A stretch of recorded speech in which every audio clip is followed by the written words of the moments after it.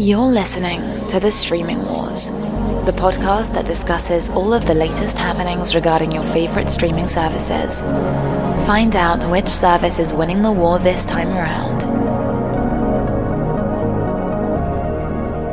Hello everyone, welcome to the latest episode of The Streaming Wars. I'm Dustin and Tony is with me, and we're here to bring you all the latest news related to the streaming service and content that is on those streaming services. This time around, we're covering February 26th through March 5th. We're a little bit longer. We had some technical issues a couple days ago when we were trying to record, and on top of that, I'm still getting over being sick. Tony also is sick, so we just delayed, and now here we are. So it is what it is. And we're alive. We're making sure we're including the majority of the most recent news that has broke since we would have recorded compared to when we are recording, so that you do have the most up-to-date information. And we still are planning on having an episode this week, but we might just push it back a couple days to try to even it out so there's not a little amount of news to cover. But we'll see what happens. It's all fluid. That's just the way it goes. And this is the Streaming Wars. So, starting off with Netflix. There's a bunch of different things. Netflix has acquired the global rights to a refugee drama called Stateless. The horror series Red Rose is also coming to Netflix. A new partnership has been announced with 6 Japanese anime creators to develop new originals. The first Nigerian original has been ordered. A new film focusing on journalist Janet Cook has been announced. Steve Blackman, the showrunner of the Umbrella Academy, has inked an overall deal, as well as Lauren Iungrich, I believe her name is said, and that's the showrunner behind the series On My Block. They both have inked overall deals at Netflix. There's a new series, a new reality dance competition series that has been ordered from the creators of the recent series The Circle. The competition is trying to find the next big choreographer. Then there is an adaptation of Exit West, which is coming from the Russo brothers, and also the Obama's Higher Ground production company is also attached to that as well. That is moving forward at Netflix. Out of all this stuff from Netflix, what is something that stands out to you? Yeah, the Netflix, stateless refugee drama reminds me a lot of the Apple TV Plus show Little America. Now one is set in Australia and dealing with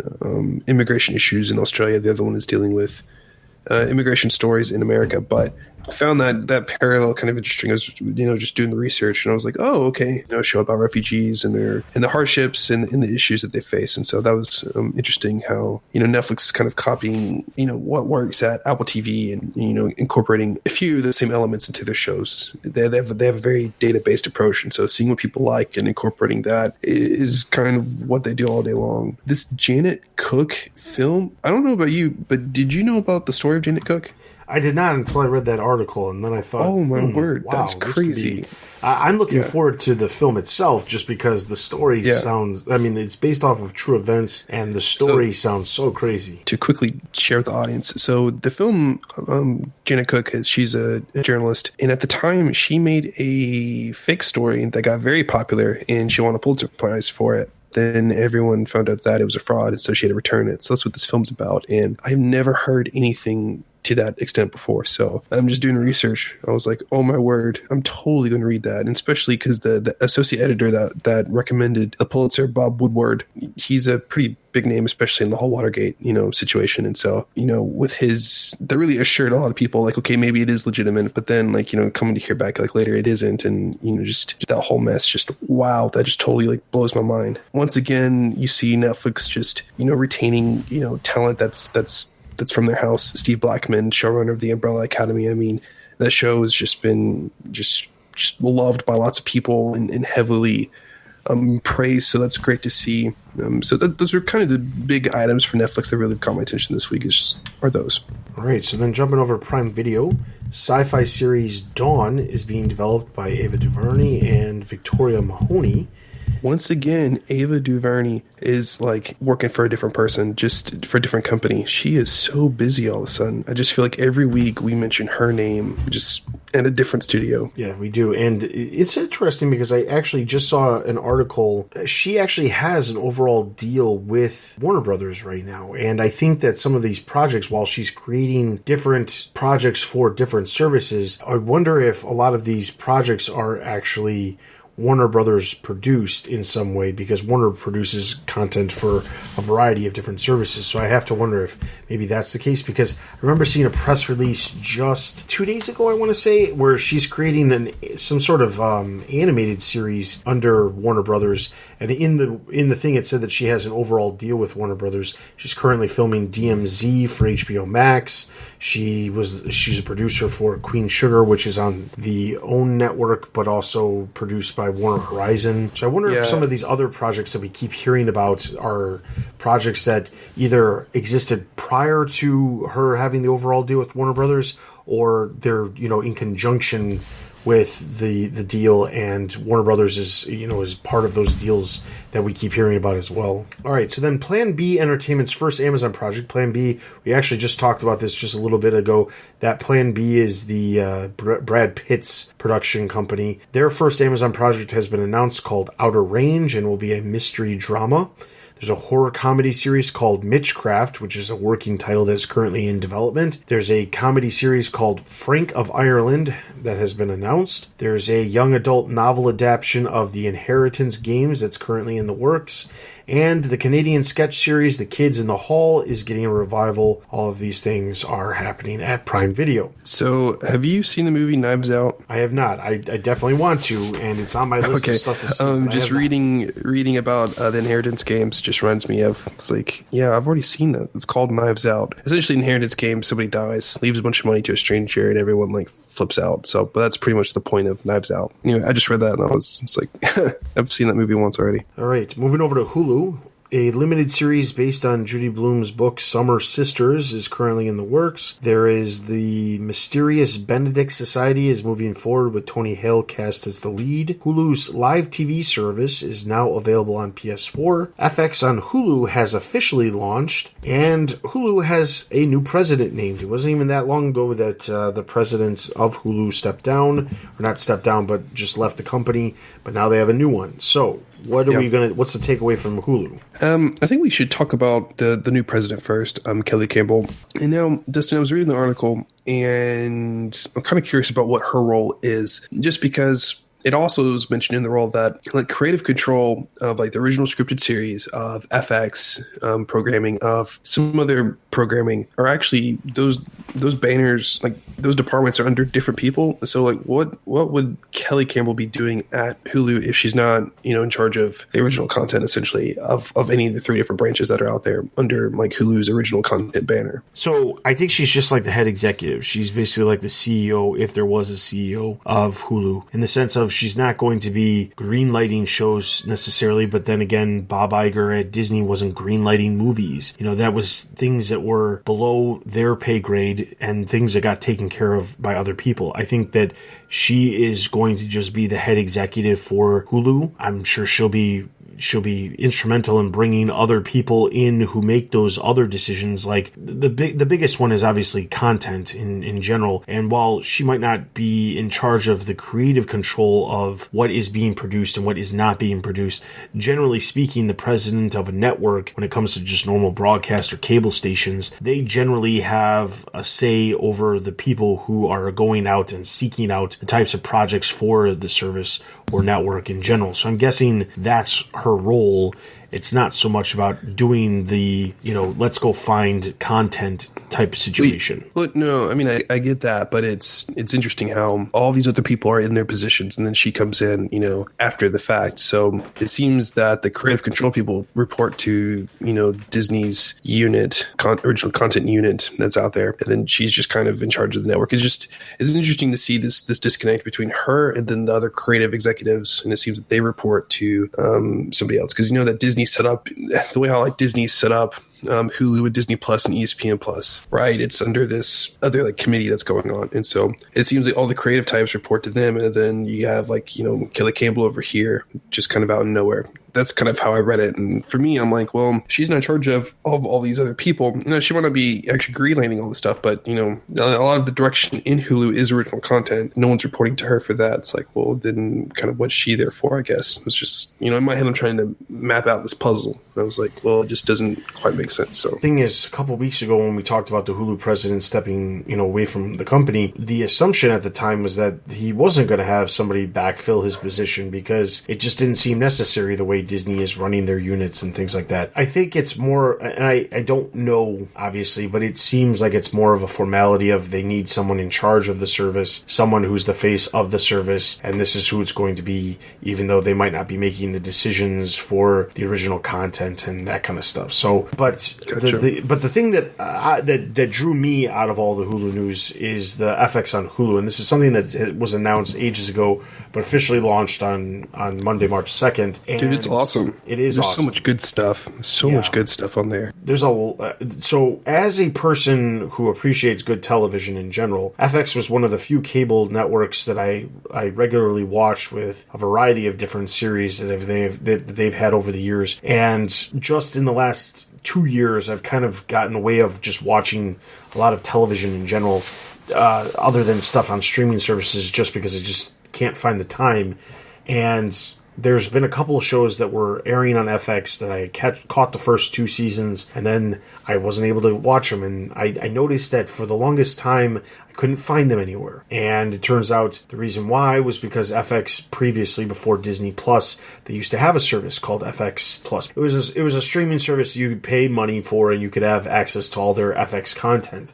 And I remember hearing last August the announcement from Bob Iger during one of the earnings calls that they were, that they had every intention of bringing the FX stuff over to Hulu. And I thought, oh, when this eventually happens, it'll be great. And then they officially announced it at the beginning, I believe, of January. And now here we are. And now it's here. And I rolled through, at first, some of the, people weren't sure what was actually going to be there. But the day that it launched, I rolled through all of the content that was available. And there's a lot of stuff. It's not just current stuff. It's some of the series that have already wrapped and been complete, like Sons of Anarchy or The Wire, big name shows that that FX was producing. So it's good that they've retained some of those because they don't have the rights to everything. Like the biggest thing is the one of the most popular series on FX is American Horror Story, and that one is currently over on Netflix, the past seasons, but then I think the last 2 seasons, because they're technically their own individual series, they stopped selling the future series over to Netflix. So now they have just the last couple seasons. It's great to see. It is a huge get for Hulu because not only will they have all of this back catalog of content, but the other part of it is that stuff will pop up immediately the day after it airs on FX, which is similar to a lot of the other broadcast stations. The difference, of course, is that if you have the ad-free version of Hulu, you'll have all this content and you'll be able to watch it ad-free the day after it releases on television. So huge plus for Hulu.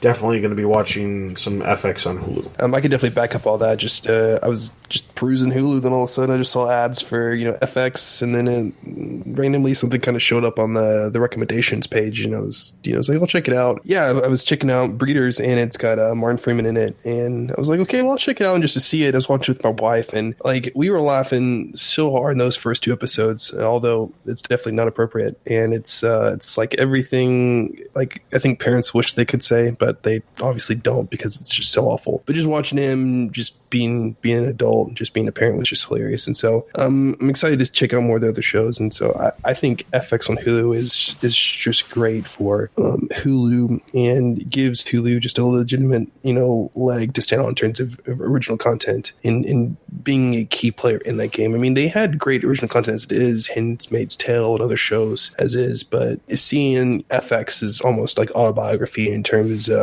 their status and how many Emmy nominations and wins and Oscar nominations and wins and stuff like that. It's just like, whoa, okay, like they have a big name powerhouse helping produce content for them. So I think this is great for Hulu and then Disney Disney and Disney Plus as a whole. I think it's just great. So I'm excited. I'm curious to see what new content's going to be out there. I'm curious to check out all the old stuff. And so I'm happy that there's good stuff out there now that I'm going to watch. All right, so then CBS All Access, there's a dark comedy series called Guilty Party that has been ordered. Jumping over to Apple TV Plus, a Wondery podcast called We Crashed has been put into development as a limited series. And that's another podcast that's been turned into a franchise, a property. It's funny to see how these streaming giants are taking other properties. And so we talked about books before and comics, and now they're taking in podcasts and turning those into content. And so it's just another podcast that they've turned into net content. I just find that funny, that the new trend that's happening. All right, so then jumping over to Disney Plus, The Proud Family revival has been officially confirmed by Disney. There's a behind-the-scenes documentary series called Disney Insider that is currently set to premiere in March. Disney and Sky have set a new deal to distribute Disney Plus.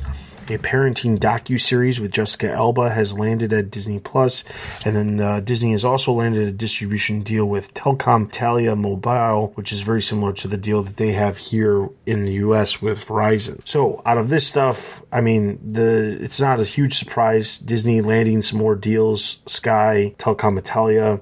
These are big deals that are going to just help them get more and more subscribers. I think Disney is probably the one service out of all the ones that we talk about that has had very, very little issues getting onto such a wide variety of services in other countries. As far as providers that already have them, we've seen things like here in the States.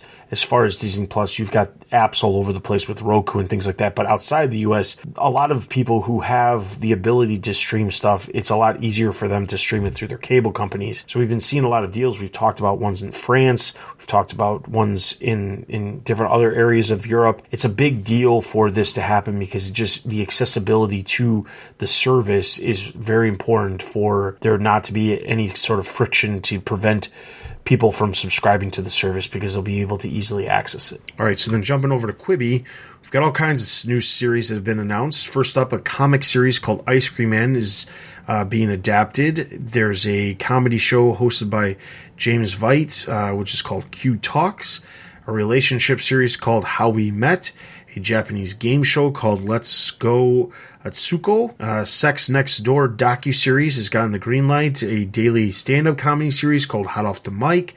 Usher is bringing a dance competition called The Sauce to Quibi. And then to round up all the Quibi has announced that they have raised another $750 million ahead of their launch. Obviously, that's the big news to talk about when it comes to this. Yeah, I mean, Dustin, it seems that people, that investors, that, media companies, that even just, content creators really believe in Quibi. It's a little bit astounding how much this, ally at first, but now it's becoming a big player in terms of, streaming. I mean, I know that we need to see subscriber numbers, but for all intents and purposes, they're putting out seemingly decent content with big names. It's just crazy to me how much people are believing in this company. It's one of those things where it almost feels unreal how much money they're actually bringing in.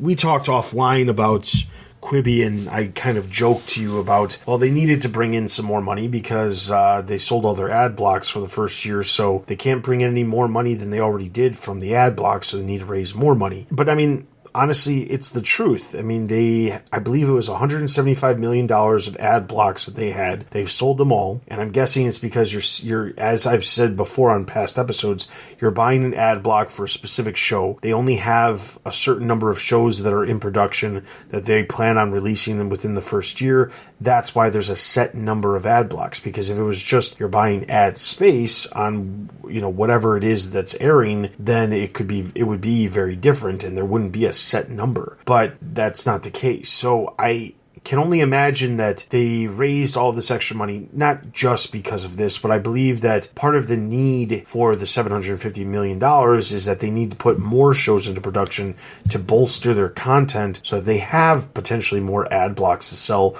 when it comes to year 2, so that when year 2 rolls around, they'll be able to sell much more ad blocks. Because the reality of it is that, while the first group of shows exist and they could continue on and have more and more shows, Quibi is the only service that is consistently announcing like 5 series almost every single week. And it's because they have so much time that they need to fill up with only having 10-minute episodes. There's a lot that needs to happen within a day's period to fill it up. Here's the question, right? We keep talking about how much money they're getting, right? Either through ads or just series of funding. How much of it do you think they've already spent? I'm going to guess about 80% just to do with all the content that they've had to put out and infrastructure that they've had to raise. I mean, I'm curious, is Quibi even profitable yet? Like, we don't even... That's a great question. I mean, it's one of those things where I keep wondering about the shows that they're producing.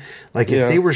because they're producing, like, 10-minute episodes, does that mean, they're still producing it in the same aspect of how many episodes? So, like, if you had a normal syndicated show, they average, like a normal daytime syndicated show, like a Judge Judy or something like that. They record like 5 episodes a week, every single week, almost every single week of the year. So they could end up with like 150 episodes in 1 year. You have to times that by, or at least 2, because each episode is at least 20 minutes long. So you've got to come up with 300 episodes of some of these shows just to fill up some of the space. That's an insane amount of time. And I have to wonder, while yes, they could easily film a number of episodes at once because they are very short episodes of 10 minutes, it still begs the question of, is this a situation where, like, because they have to have so much different types of content, they're blowing through all of the money that they have because of the type of content that they have? Because also, we've brought this up before, a lot of the big investors for the service are production houses who are actually creating content for the service and then getting paid for the service or for that content in return. So it begs the question of, while they're bringing in lots of money, is the money that they're bringing in just because they know that they're going to get some of this money back from producing content for the service? Because that's the other part of it. Like, it just seems unfathomable how much money they're bringing in and in such a short amount of time, and why before they even launch they've gone through $1 billion. When you hear about like other services costing, I'm talking about larger services, Disney Plus, HBO Max, they talk about how much money has to go into the first couple of years before they become profitable. And while yes, there's the immediate burst of content that you have to create for the service, or the licensing rights of, foregone licensing rights or licensing content for the service, that's a lot of money to like blow through for a service that is priding themselves on just making 10-minute episodes or less than 10-minute episodes. I don't know. And, you've said before off air, it'll be interesting to see what happens within a year, because I think that's going to be the catch. Is as much as I think it's possible for them to have success, it's going to be very, very interesting to see how this all pans out, because even now we're less than a month away from their launch, and I've seen some advertising here or there. They've shown some new trailers for some content, but I don't really feel like anybody's really talking about it. I imagine they're just hoping that word of mouth is going to spread and people start doing it, start downloading the service and paying for it. But I don't know. It just doesn't feel like it's moving in a direction that's going to be like super successful. Yeah, I'm curious what their break even is too, in terms of like subscribers. Like, how many subscribers do they need to be sustainable? Like, what is that target goal? I know for Disney Plus they've set it, for HBO Max they've set it, for Peacock they've all these new players have given kind of what their break even subscriber number is. I wonder what it is for Quibi and all this stuff. So we'll see. But yeah, once again, Quibi's in the news, and it's just, once again, they keep surprising us. So we're gonna look back in a year or two and either going to be super right or super wrong, but either way, they just keep surprising us. All right, so then HBO Max, only one new thing to report. They've inked a deal with Mo Williams for multiple animated special based on his wildly popular children's books, including Naked Mole Rat Gets Dressed, Don't Let the Pigeon Do Story Time, and other books. So there's a number of animated specials for that. Peacock has announced that they have a high concept comedy series called Fangirl that's currently being developed. Then Peacock has also announced that they have entered a licensing deal with A&E Networks to bring shows from A&E and history to the service. So that specifically means that shows like Storage Wars or other series that are on A&E and history are going to be coming over. American Pickers, things like that, will be available on Peacock when it launches, and that's kind of interesting. The details within the article goes on to say that the content is not going to be content that's going to be the free content. It'll be on like the second and third tiers. The second one is the ad-supported one, which is a lower price point, and then the premium, which is the no ads but higher price point. But they will not have this content available within the free version of the app. Interesting, especially since, I mean, obviously this deal cannot be exclusive because I know that there's A&E content on Hulu right now. Yep. But my main question is, right, so I'm sitting there on Hulu and I got way into Hoarders, and that's an A&E show. And it just made me think, so if Peacock is going to have A&E content, well, how does that work if it's already on Hulu? Then did some digging. It ends up being that A&E's a joint venture of Disney and Hearst Communications. So I'm curious why Disney in A&E, I guess, are partnering with Peacock. Do you know much about the history of A&E and why they have the latitude to do this? I don't know if I'm putting you on the spot or not. Well, you're not putting me on the spot. I mean, I'll be completely 100% honest. I had no idea that Disney had any part of A&E Networks prior to you bringing it to my attention a couple days ago. And then I went down a small rabbit hole to understand how that happened. And it turns out at one point Disney had they owned Lifetime. Lifetime was purchased by A&E Networks, and part of the purchase agreement was that the network's company would be owned 50% by Disney because of Lifetime. Now, I don't know exactly how they can go about doing this. My guess is that it'll be like a joint situation where we'll see different types of content available on each service. It doesn't say that all content from A&E and History and some of the other channels will be available on the service. It just says that content will be available. So I imagine that certain shows will rotate off of Hulu and then be on Peacock and then vice versa, because it just seems like it's a deal that works in Disney's favor, because maybe not all of the content that's available, currently on Hulu. Here's a good example. So Discovery has a wide variety of networks: HGTV, DIY, Food Network, TLC, Discovery itself. They've got a wide variety of channels, but they also have content that's available on Hulu, and they also have content. And we've heard talk about how they're talking about creating their own service and launching it before the end of the year. And their service would include all of their content, while they could still retain the licensing rights to their content. They could still, for a lower amount of money, license their content elsewhere as well. We've seen something recently, but I can't remember what it was. There was something recently where a service or a company owned something. It was on their service, and they were making it available somewhere else at the same exact time. But for whatever reason, I can't remember what it was. But the idea is that it more has to do with whether or not the companies that are involved in the deal are willing to share. And if they are, because it can benefit both of them, then why not? Because honestly, Peacock's probably not paying as much if Hulu's going to retain some of the rights to the shows, and they're going to be rotating through different types of content. If it was like, Warner Media that was kind of putting their stuff on Peacock, I wouldn't have raised the question, because we know that Warner Media can play nice with other places. But with Disney, it's like, with the Disney owned, product, it's like, well, it's not really their norm. So How are they breaking those rules? So that's why. Maybe Hearst Communications just has a little bit too much involvement in that kind of stuff, and Disney's kind of hands off. But yeah, who knows? It caught me off guard. I was like, oh, hey, let me ask. All right, so then jumping over some other streaming services, we've got a wide variety of different things to cover. Crunchyroll has given details for their slate of originals. These are all Crunchyroll originals. Crunchyroll is the service that focuses on anime. They have about 8 different originals that are going to be coming out over the course of the year. And Crunchyroll also happens to be owned by Warner Media. So this is another service that's creating originals. Now, to be fair, anime takes time to produce, so this could have been in the works way before HBO Max even came to be, because just as a comparison, DC Universe had a show called Young Justice, which was announced 2 years before the service even launched as it was being made. So it's entirely possible that a lot of these originals that are coming to Crunchyroll could have in fact been in the planning phases way before HBO Max existed as a service. But again, it's another one of those Warner Media streaming services that is having its own thing on the side. So, all right, AMC has announced their streaming services have surpassed 2 million subscribers. This includes their normal AMC, Acorn, and another one that I can't remember off the top of my head. There is a Hulu VP that has jumped over to Discovery, specifically related to their content creation. So that bodes well for Discovery, considering Discovery is looking to start up their own service here very soon.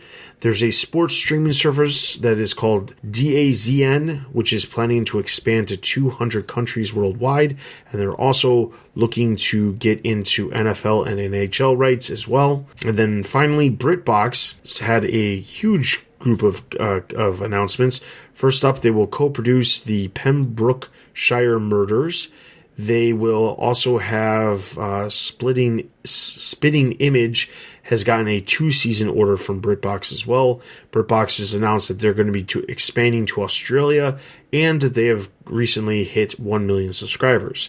So this is again these are all niche services that can be successful. We heard 1 million, 2 million subscribers. There's millions of subscribers is a good thing, especially when you're not producing a lot more content, or you're just offering content that is already getting paid for in other avenues like broadcast television and things like that.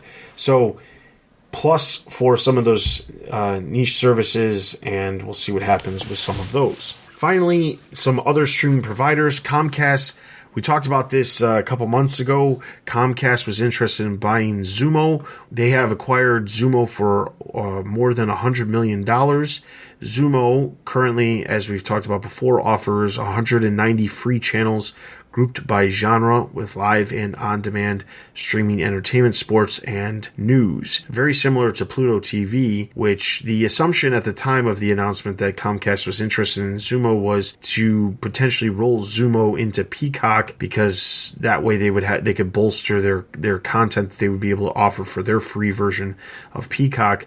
Word is that might be held back, at least for the immediate future, because as I said earlier, Peacock is looking at keeping the content, specifically NBC Universal, for their free version, at least for the time being. That could change, of course, now that that their parent company has acquired Zoomo. Also, Tubi has landed a massive expansion with a company called NCO, which will allow them to be present in over 30,000 hotel rooms, which is a big deal, specifically because it just bolsters the amount of people that could potentially be using Tubi every single day, which bolsters their monthly active user rate. Now, I have to say that I didn't really think about this until this specific story popped up, but the idea of one of these streaming services that offers a huge number of free channels that are all ad-supported, the hotel industry or the hospitality industry is a huge market that I didn't even think about that they could easily get into and offer a massive, massive amount of channels. That when you stay at a hotel, you might have 30 channels. You get some news, you get some local channels, you get some sports, but it's mostly like the basic cable package that you would typically get. However, if these hotels had a good internet speed, they could be offering Tubi and offer a huge wide range of content. I mean, we just talked about how Zoomo has 190 channels. That would be a huge content amount that hotels could offer, and I could really see hotels appreciating that because it's free. They don't even have to pay for it. So that could be a huge thing in the future for some of these free services. Ooh, see, I didn't even think about it going down that road of how it's beneficial in that way. So that was good analysis, because that's something I had to think about. All right. So with all of that being said, that is all of the news from the past 2 weeks. There is a wide variety of trailers. I strongly suggest that you guys all check out the trailers that we have in the show notes. There's a bunch of them. The one that's specifically, there's a couple of really big shows that are returning here soon. Specifically, Ozark Season 3 is coming in the end of March. Also, they released the next trailer for Money Heist Part 4, which is coming the beginning of April. Both of those look great. One that I did not know was coming, but I'm pleasantly surprised is coming, is Dirty Money Season 2. Dirty Money is a kind of an anthology series where each episode focuses on a different situation. For the first season, each episode focused on something different. So one of the episodes focused on the controversy that Volkswagen had with making their cars able to pass the emissions tests and how much money they were making from their diesel engines while they were basically polluting the entire world. Then you had another episode that focused on Donald Trump and his entire mentality of how he ran businesses and things like that, and how it potentially was great for him, but not great for the people involved with the businesses because a lot of it was talk. And then there was another one about the maple syrup business in Canada and how it's extremely controlled by the government and how there's people who disagree with that, and there's kind of a black market for maple syrup. So there's a very wide variety. Some of the highlights from this season include the Wells Fargo controversy, with Wells Fargo signing up customers for additional credit cards without them knowing. I believe they're also focusing on Jared Kushner with his real estate business. Those are the two that I remember specifically standing out from the trailer, but I particularly like docuseries like that. I like Rotten. I like Dirty Money. Shows like this are great because not only can you watch them in any order because they're not connected, but they're just, quick 45-minute to an hour-long episodes, so you can learn all about a new topic that you would have probably never even known about. So that's one that I'm interested in if it wasn't obvious already. But Ozark is one of my favorite shows on Netflix, so I'm glad that's coming back too. Every time somebody has to recommend a show, Dustin's always like, yeah, you need to watch Ozark. So yeah. I will finally get around to watching Ozark. I actually got stuck on FX land, so I mentioned Breeders earlier. That's what my wife and I are watching, and then we're also going back and watching Nip Tuck, which is a very weird show. It is. Wow. Just wait till you get to the later seasons. Ooh, boy. I can't wait. So yeah, we need to finish Hunters. We stopped at the last 2 episodes, so we'll finish that, and then we're going through FX stuff right now. So that's kind of where we are in terms of streaming stuff. All right. So with that being said, this episode, we don't have a main discussion this time around. We had a couple of small ones, but we're going to hold those to the next episode just because we are, as I said, going to release another episode later this week. So we will have these discussions, if not something else. I do want to give a shout out to Alan, who sent us an email. We appreciate your kind remarks about the show, and we are working on trying to get a discussion together about ad-supported models versus subscriber-based business models. It's going to require some more research, and we don't want to do the discussion any injustice by not having enough research prior to putting that together. So it is coming in the future. It is something that we're currently working on, but we do want to thank you for sending us an email with a suggestion and your kind remarks about the podcast. So thank you. If you have any questions, comments, concerns, or topics you'd like us to discuss on the podcast, please send us an email at thestreamingwars@gmail.com. You can also follow us on Twitter and join our Discord for all the latest articles that we talk about here on the podcast, as well as articles that we sometimes don't talk about on the podcast that we find interesting about business in general. You can get in touch with us also using Instagram or Twitter, or as I said, on our Discord. Links are found, all the links for all of those different methods are found over on our site, thestreamingwars.io. With all of that being said, we would appreciate any feedback that you'd like to leave us, whether it be a review or comments wherever you are listening to it. That is always greatly appreciated as well. With all that being said, for Tony and myself, this has been the Streaming Wars, and we'll see you guys next time. Thanks for listening to the Streaming Wars. Check us out on Twitter and Instagram. Also consider supporting us on Patreon. Links can be found at thestreamingwars.io.